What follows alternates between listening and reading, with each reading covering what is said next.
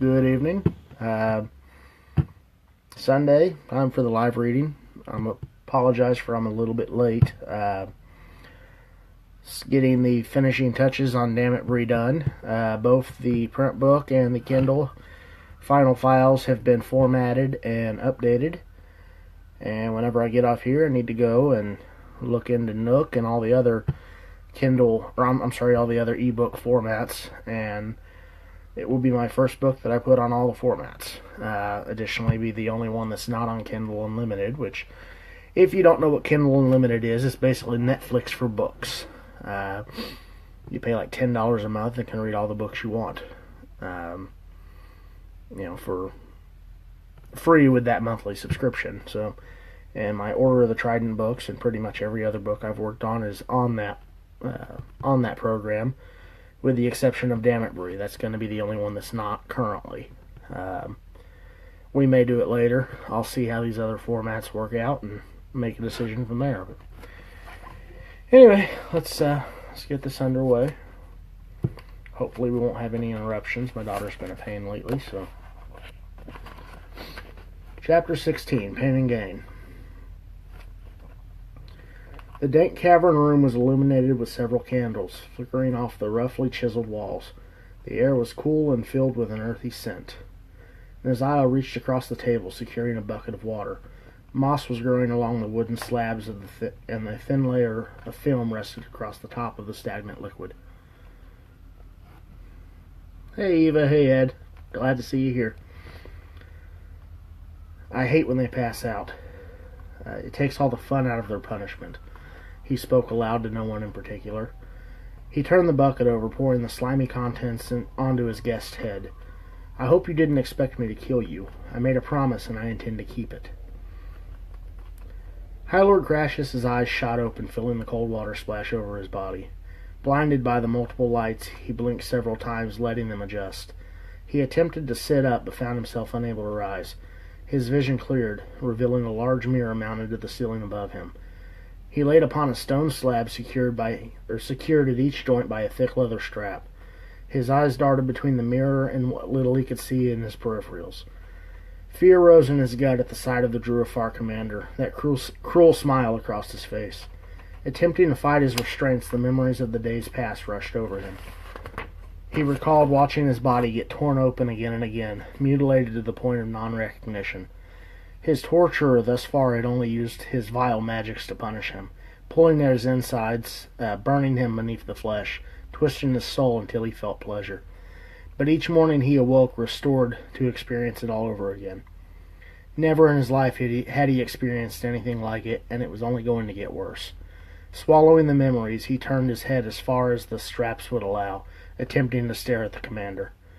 Let's get this over with. His voice was weak but defiant. Naziel examined him, making sure the straps were tight. As soon as I make sure you're secure, it'd be a shame if you'd flinch and force me to cut too deeply. That'd be no fun at all. His wicked smile burned into the man's soul. He straightened his head and stared into the mirror, awaiting for the pain that was sure to follow. Why they'd gone through such trouble of installing the speculum was an unknown mystery. Best he could figure, its sole purpose was to display the horror that was going to befall him. Naziel leaned over the slab, obstructing the man's view. Grabbing hold of a small wooden table loaded with various instruments, he dragged it closer to him, pressing all of his weight into the human's midsection. Cassius had trouble breathing with the unexpected weight. He tensed his stomach muscles, hoping it would offer some resistance. The Druafar wiggled at the last few inches, looking up to see if the table was clear if the table was clearly visible in the mirror. Can you see that all right? I'd hate for you to miss the show. You could move it a few inches to the right. I can only see half of the saw. Cassius weakly chuckled at his rebellion, feeling the pain from the previous day's ache back to the surface. Absolutely. Naziel dug his elbows into the man, shifting the table slightly. Is that better? Cassius groaned in pain, closing his eyes to block it out the best he could. Smiling at his defeat, Naziel stood, grabbing an iron instrument. It resembled a pair of shears with narrow, flat metal pads on each end. He opened and closed them, revealing the small spikes inside the pads. "Hold still. This may hurt a bit." He secured the High Lord's arm, pressing his hand against the slab, forcing it open. Carefully, he inserted the sharp tip under the edge of his fingernail and pressed gently, separating the soft skin from the nail. The gray metal glided easily, seating near the root. He squeezed the handles, locking the pads both under and above the nail. Cassius couldn't see much of what was happening, but he could feel the cold metal inside his finger. It took every ounce of will to keep from crying out in pain and anger. The Jurufar commander glanced at his prisoner's face, smiling his wicked smile. "Are you ready?" Refusing to wait for a response, he rolled the tool backwards toward the secured wrist. The nail flexed briefly and then split from the finger, ripping away several strands of white nerve endings. He pulled the detached nail away, hearing the last bits of skin pop in defeat. Cassius lost his battle, screaming the pain away. It was nearly unbearable, as if the center of his finger was being torn out. The first nail free, Naziel held it over a glass jar resting on the table's edge. Opening the bills, the small piece dropped free, landing in the bottom. Wasting no time, he secured another nail and promptly removed it. Cassius watched curled bits of him bounce to the bottom of the jar. The salty tears burned his eyes, adding to his pain. His fingers and toes bled from the torn roots, throbbing with each racing heartbeat. Naziel dropped the last toenail into the jar. "See, that wasn't so bad." He patted the man atop his head, glancing at the table. "What should we do now?" "Oh, I know." He reached over, grabbing a small razor with a leather-wrapped handle. The leather was blood-stained, and the blade slightly rusted but remained extremely sharp. He grabbed the man's wrist once again, stabilizing it. "Let me guess, this is going to hurt," Cassius cried through the words, trying to find his resolve. "Extremely, but worry not, you won't die."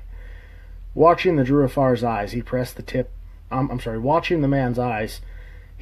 tip of the sharpened instrument into the side of his finger, feeling it hit the bone beneath. Carefully, he drug it down to the tip. The skin split, revealing meat and bone the length of the finger. Repeating the process on the other side, he wrapped around, adjoining the two cuts. Cassius cried out, unable to escape the scalpel. He closed his eyes, hoping he could retreat into his mind. Naziel laid the blade on the table and picked up the bills he'd used once before. Clicking them together, he glanced at the High Lord's face, disappointment that he was missing the show. "Open your eyes. I didn't go through all this trouble of lighting this room and giving you a mirror if you weren't going to watch." Cassius grimaced, but slowly looked at his captor. Finding his rapidly fading spark of rebellion, he spoke weakly. "My apologies. Boredom was luring me into a slumber." It hurt, cracking his smile, but it was worth it. If he could anger the Jurufar, perhaps he could die quicker. "Oh, well, we'll take care of that." Naziel jabbed the needle-like jaws into the tip of the wound. Closing it on meat and flesh, he pulled slowly, careful to prevent the tearing of flesh, and to evoke the most pain possible. Naziel peeled the finger like a banana. Once he'd finished with each finger, he moved on to the hands, and finally the arms, using the loose meat and skin to pull the rest. Cassius's arms and legs were little more than bloody sinew and torn muscle, displayed in the mirror of torture. He was horrified by his visage. That word means sight. Yeah. Gripped in agony, but unable to look away. Naziel laid the pliers down and grabbed a pair of long-nosed tongs and a wooden plank with notches cut out of the ends. Lying them on the stone slab, he looked down at the tormented soul before him, content that he hadn't looked away. "Now let me ask you again, where is it?"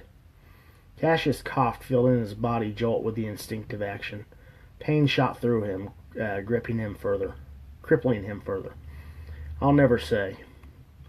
Naziel sighed heavily. It wasn't nearly as fun anymore. "I have things to do, yet you continue to defy me. Very well. Your tune will change very soon." "Thank you." "Your tune will change very soon. Mark my words." He grabbed the blood-soaked scalpel and cut a small slit in the High Lord's lower abdomen.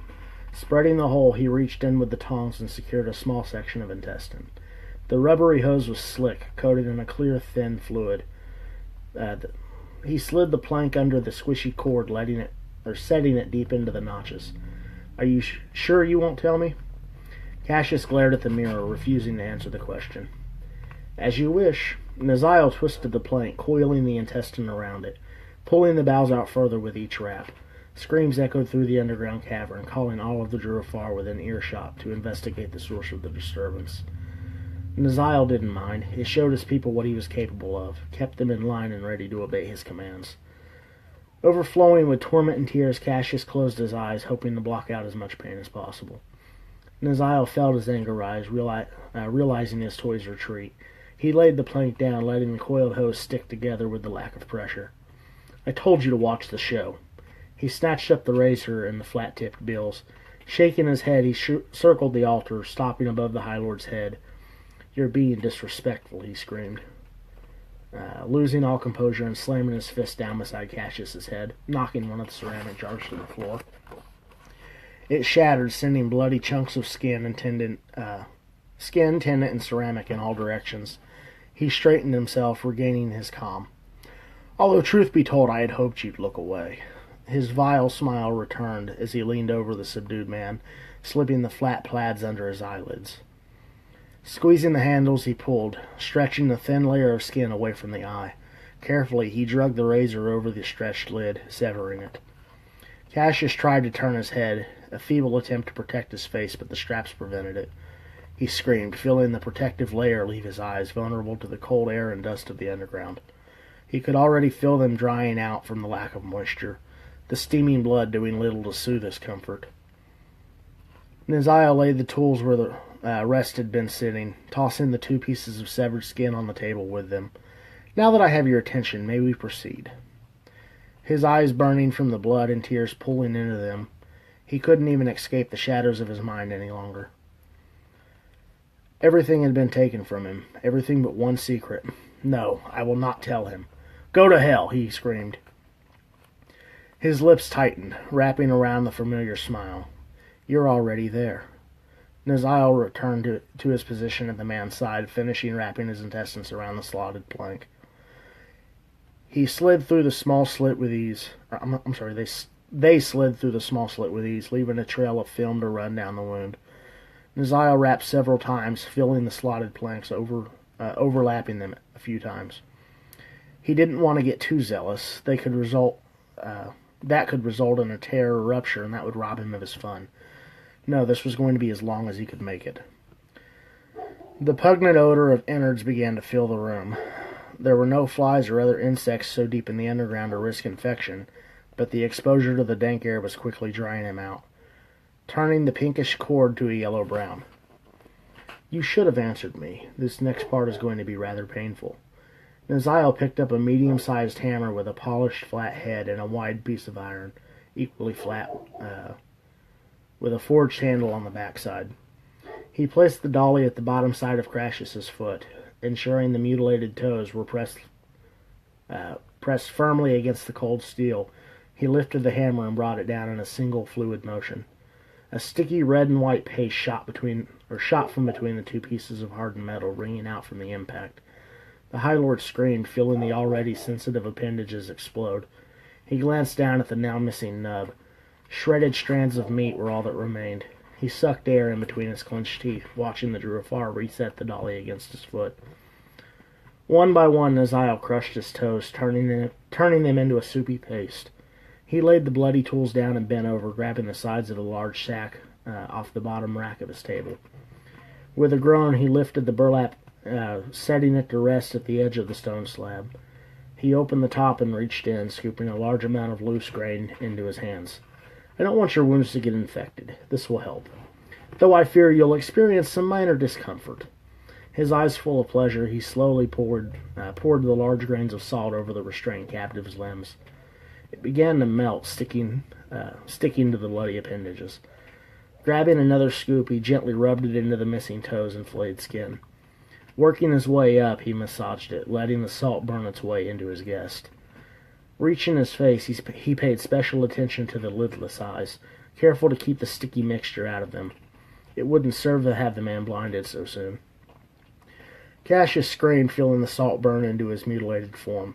It absorbed much of the blood, allowing it to somewhat dissolve and travel deeper into him, drying out much quicker than before. Even the few grains spilled on his stomach burned. If only there was some way to end it all. He bucked as hard as he could. If I can turn the damn page here. Bucked as hard as he could, feeling the damaged sections of his body tear open with the movement. This was painful, but worth it. He watched the coil of his innards fall from his midsection and hit the slab. If he could knock it off, perhaps the weight would damage them enough and he could die. His hopes dissolved like the salt in the wound. A blackened arm shot out, catching the roll, carefully returning it to its proper place. Now be careful, Cassius. Such an incident could rob me of fun, and we can't have that. Naziel snapped his fingers, letting his magic do their job. A thick leather strap shot up from beneath the table, wrapping around Cassius's waist. It tightened, cutting into his hips, preventing even the slightest movement. We're done for the day. Rest well and think about your choices. Tomorrow we'll try something new. Naziel walked out of the chamber, leaving his tools where they laid. Cassius watched two other Druifar rush into the chamber. They were much cleaner than he'd expected, as if they'd just bathed, probably an order from his captor. They carefully cleaned his wounds, leaving as much salt in them as possible. Uncoiling his intestines, they stuffed them back into the hole and stitched the wound closed with a dull needle and waxed sinew. They bandaged him, ensuring the blood loss wouldn't release him from bondage any time soon. One of the Druifar pried his mouth open, while the other poured a milky substance from a tiny glass vial into it. It tasted of chalk and had the texture of syrup. Massaging his throat, they ensured he swallowed it. The two Druifar wiped off the tools, returning them to the table. Grabbing their supplies, they disappeared out the door, leaving him to his solitude. Screams echoed through the underground corridor. The flicker of candlelight danced off the cavern wall opposite the opening. The searing pain tore through his senses. The fresh skin grown overnight was raw from the torn-off bandages and covered in hundreds of blistered welts.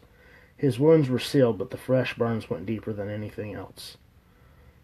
The fresh wounds burned deeper than the flesh. The muscles were stiff, cooked like a well-done steak. Naziel brought the wood-handled brush down on the man's chest. Thousands of sharp wires comprising the bristles cut into him. They tore through the soft skin, leaving a trail of thin, bleeding lines. The raw skin was the least of his concerns. He could feel the added pressure in his stomach. He couldn't remember the last time he'd relieved himself, and his intestines were tangled and knotted inside. He cramped, unable to curl from the pain. It wouldn't be long until his death resulted from the clustered bowels. One full day he suffered through the burns until the Druifar commander left him for the evening. The following day he found himself covered in ice, freezing what was left of his senses. His body was little more than a wasted mass of bone and desiccated tissue, his mind being the one thing that remained intact. But it wouldn't last much longer in this infernal place. Cassius laid strapped to the table, his face blue from the icy spells and frozen water he'd been exposed to. After the other forms of torture, the ice seemed to kill his senses, bringing a slight amount of comfort, but even that was beginning to give way to pain. Naziel took a step toward him, the sadistic smile ever present on his face. The Druifar let out a howl of pain, falling over the wounded High Lord. Cassius was shocked to see 3 arrows sticking from the now-dead commander's back. The thick leather strap that held him in place prevented him from seeing who fired the shots, but if they killed the commander, perhaps they would free him. The sounds of battle erupted in the dark passageway outside the torture room. Sword rang against sword, announcing the unseen battle. He looked into the mirror, trying to get a view of who stood in the room with him. 3 men approached, their features hidden by shadow, unseen in the flickering candle-lit room. "Lord Cassius, your wife hired us to rescue you," the large man in the center announced. "Our men have the remaining Drew on the run. Let's get you out of here before we lose this opportunity."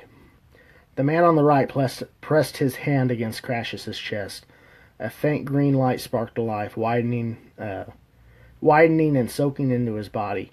Cassius felt the warmth flow through him. His skin itched, growing before his eyes. The burns faded, disappearing from view, and the open wounds pulled close, strands of skin jumping from one side to the other, pulling them further. He felt the crushed toes reform. It was painful feeling the bones spout out from through the healing ends, but it meant that he would be able to walk again. Looking in the mirror, skin wrapped around them, and they returned to their rightful place, solidifying the renewed bone and muscle. He wiggled them, unsure if he was dreaming. To his surprise, they responded to his request. His stomach churned, but it wasn't in a sickly manner. He could feel his insides moving, getting reoriented to their proper location. Within moments, he was whole again. The man who'd healed him went to work unstrapping the leather bindings, while the man on the left pulled a change of clothes from a brown linen sack. He released the straps, and Cassius sat up with assistance from his saviors. His eyes had trouble adjusting to their features, having been in the dim light for so long. He swung his legs off the slab, knocking the buckets of unnatural freezing water to the floor. A light amount of steam floated into the warmer cavern air. He felt his heart jump, seeing their faces clear into his vision. The Druslayers stood before him, ready to lead him to salvation. "Thank you for your willingness to retrieve me.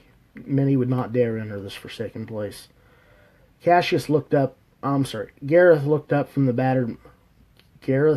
battered man up and down. He was lucky to still be alive. "Thanks would be better offered in coin when we make it out of here." Ravion helped him to his feet while Cain helped pull the tattered clothing in place. His bluing skin was cold to the touch, and he needed to be gradually warmed to prevent shock. Taking his first step, he nearly stumbled. He'd lost track of how long it had been since he last stood. He quickly secured the rags around him, tucking the tension bands out of the way. They were by no means the clothing of nobility that he was used to, but they would offer a little protection in the cool cavern air. He stepped over the fallen commander, feeling comfort in his death. "Get me out of here." The Druslayers escorted him from the small room and into the corridor. Passing from room to room, darkness overtook him. He couldn't see so much of his shadow in the pitch black. "I can't see anything," he cried. Ravion's calm voice echoed out, reassuring him. "Worry not. We can see just fine. We'll guide your way." He felt one of the men grab hold of his shirt, directing him through the tunnels. He had no idea how far they'd traveled. The absence of light made it feel eternal and brief at the same time. He could feel the walls enclose around him, narrowing into a single passageway. The packed clay and rock felt to incline slightly, and he felt the lingering warmth of the stone ceiling not far above him. "What up, Marcus?"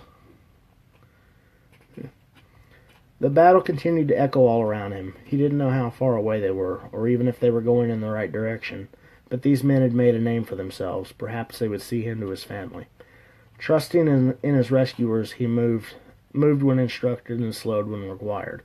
They moved forward several paces, stopping long enough to fend off the unseen attackers before continuing again. How they knew they were going in the underworld of the catacombs, he couldn't answer. The fact that they had the ability to see in the Underdark was a mystery in of itself, but it served him. That was reason enough to keep quiet. He recalled the rumors of their formation. They were supposedly the only known beings, other than the Druafar, to successfully navigate the unnatural dark passageways. Cassius followed, unable to fall behind or move ahead. After what felt like hours, he could see the faint glow of light ahead. They led him into the sunlight, growing with each step. He felt it greet his face, leaving the catacombs behind him. The bright light was uncomfortable, but it was better than what he'd grown accustomed to. His eyes adjusting, he looked around, knowing he was somewhere on the south of the Krondar border. The coloring of the stone and dirt told him that much. It was much drier than back home, and he was used to the brown soil, usually covered in a light layer of rain or snow. This soil was more of a red powder, the land just as harsh as its occupants. It took several minutes for his eyes to fully adjust to the light. They stood in a secluded grove, the cavern entrance behind them, and large stones surrounding in all directions. A familiar voice reached his ears, burning a long-forgotten comfort into him. He turned to see his wife and children appear between two of the large boulders. They gracefully walked along the trail, breaking into a quick jog at his sight. His two sons, one 12, the other 7, broke free of their mother's grip and charged, wrapping themselves around his waist. His wife smiled her precious smile, carrying their infant daughter in her arms. He caught his sons, hugging them tight. Picking them up, he carried them a few steps closer to his wife. They were too heavy for his weakened form to carry for long. Reaching her, he opened his arms, pulling his family close. Cassius, I was afraid I'd never see you again, his wife mourned. Where'd you hide the stone? That's what they're after. We have to make sure they don't find it. He felt the tears rolling down his face. It's safe, my dear. I haven't told them anything. I thought for sure the Druid killed you when they took the keep. I'm relieved to see you and our children safe. He held them for several minutes, afraid to let go. Gareth approached, clearing his throat to gain their attention. Our arrangement is complete. I see that.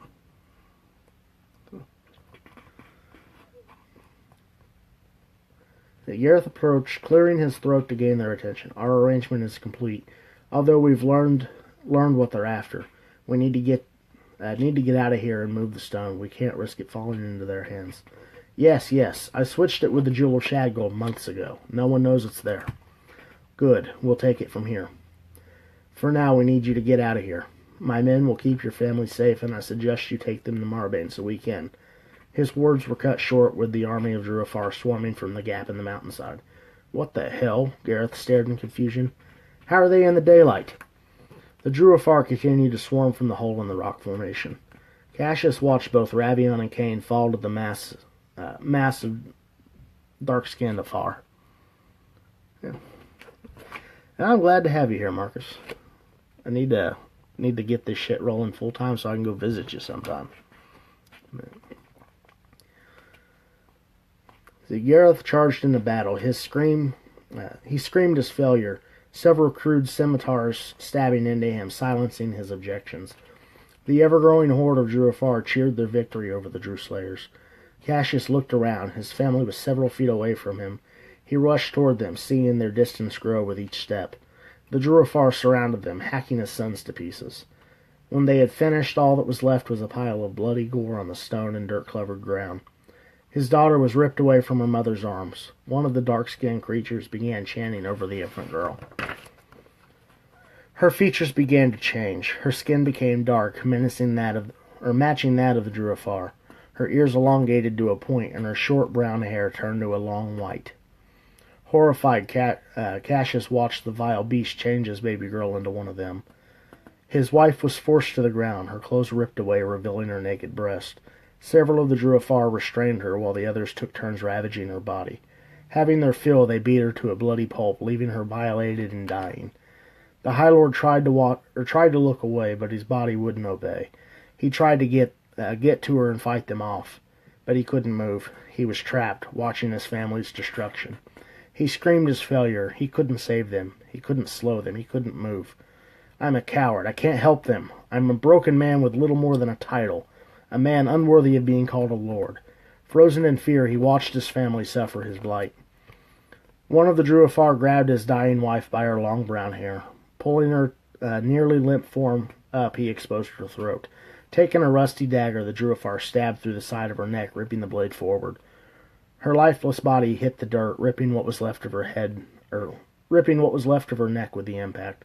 Her head rolled from her, coming to a stop in front of Cassius. The expression of disappointment stared deep into his eyes. He tried to fight, tried to yell, tried to move, but found all impossible. He couldn't do anything other than stand there and watch, unable to process what was happening. Naziel made his way from the dark cavern, his wicked smile burning through the daylight. He walked over, picking up the once human baby girl.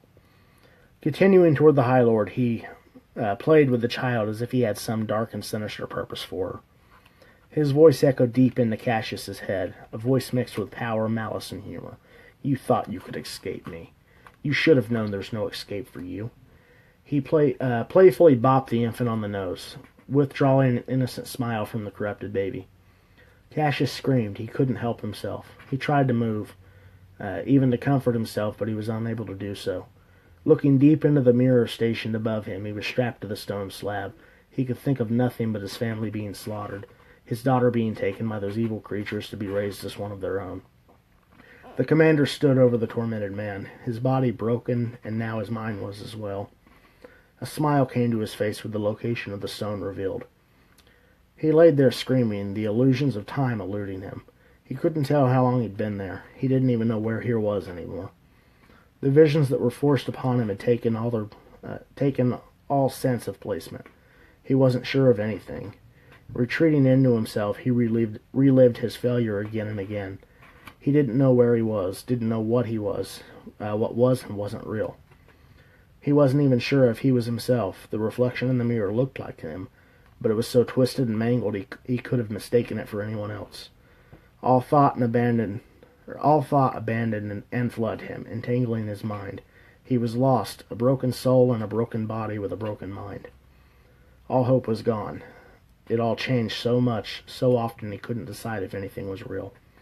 Several days later, Naziel stood in silence, watching the soldiers position a large wooden wedge next to the stone slab where the man softly whispered to himself. The wedge was simply a section of tree trunk that had been cut at an angle and flattened to stand on its end. It stood just over 3 feet tall, angled downward with the dull tips pointed straight up. The wood was stained with blood and other fluids from years past. Naziel had never seen it used. The council before his rise reserved its use for traitors and general threats to their power. I wonder, had I not acted when I did, is it possible they may have used this tool for myself? I certainly proved more of a threat to their rule than most did. The truth was, he'd grown tired of playing with the broken High Lord. The man was of no use to him any longer. He nodded to his soldiers, agreeing with the replacement of the large device. Unstrapping the broken High Lord, they removed him from the stone slab. The man was limp, unable to fight, even if he wanted to. His muscles were destroyed, leaving him at the mercy of his host, of no use to himself. Naziel stood him up and held him for the guards. A lot of other fluids. The soldiers approached either side, grabbing the weak human. Easily they lifted him, placing him atop the wedge, dangling one leg down each side. Naziel tied a small rock to his leg, not meant to pull, but more to constantly apply pressure. There was no threat of him going anywhere. He doesn't have the willpower to climb off. He turned to his men, waving them out the door. Keep watch. I want to know when he's close to the end. Naziel marched past them, disappearing out of the dark corridor. Cassius stared into nothing. His mind danced with memories of life, visions of the past, present, and future, none of which were true, but he didn't know any different. He wiggled, searching for a comfort that wouldn't come. Slumped down, his once rigid spine may as well been a cooked noodle. Lost in nothing and everything at once, he sat there, unaware of what was happening to him. Over the course of 3 days, gravity pulled him down, slowly splitting him in half. The first day, his hips began to separate, splitting him slightly. Blood and fecal matter rolled down the sides of his destroyed colon. The second day reached his stomach, allowing his bowels to drape down over the sides, undamaged but loose. He moaned incoherently, lost in pain, but unable to do anything about it. Even if his mind were intact, he didn't have the strength to move. The one thing he did know in his broken state, he would die soon. The third day, Naziel sat in his study, reading the contents of his glimmering black book. The secrets it held were his and his alone.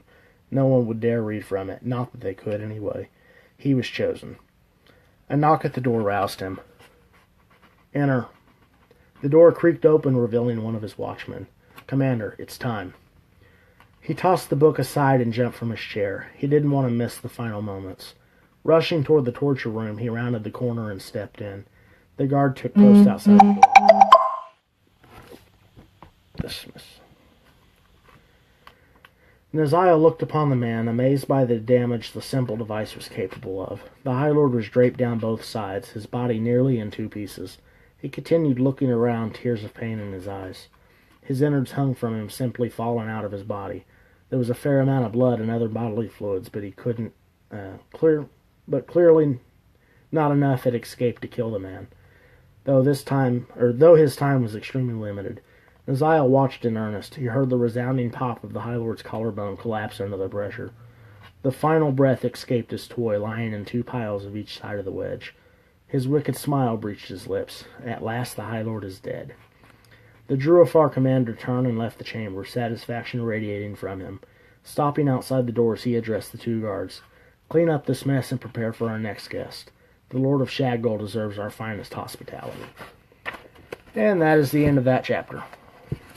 That one's rather a dark chapter. It's a little different than when I originally wrote it, but I wanted a chapter that was nothing but a big torture scene. So I touched on fire, ice, sharp, bludgeoning, and then finally emotional. So the wedge was probably my favorite instrument from the Inquisition, which was a 30-degree wooden block that they'd make somebody straddle and tie an 8-pound weight to each of their legs. And over the course of 3 days, it would tear them in half. So, yeah, that was my dark book, or dark chapter anyway. That chapter originally was much darker than it is there. Darker, gruesome, and a lot more blood. I can't keep you real long, George. I got to get back to work. But, you know, when I originally wrote that chapter, I started researching to see if books had a rating like movies do. Because I figured it's already a rated R, but I didn't really know what status it could get higher. It's higher than a rated R anyway. I figured enough gore could put it into something else, but I don't have a whole lot of sex in there. In fact, the first book has no sex other than, you know, a couple alluded to rape scenes from, you know, mostly bad guys. But anyway, that's all I've got there. As I said at the beginning, the Damn It Bree is finished. I've submitted it for both the print book and the Kindle book, and now I need to go in there and research other formats. I'm going to look at getting it on Nook and some of the other ones. I have to find out what some of the other ones are. But that's about all I got. So you guys have a good night, and we'll do this next week. And I'm going to, at some point tonight, going to write my blog post for Monday. So we'll talk to you later. Have a good evening.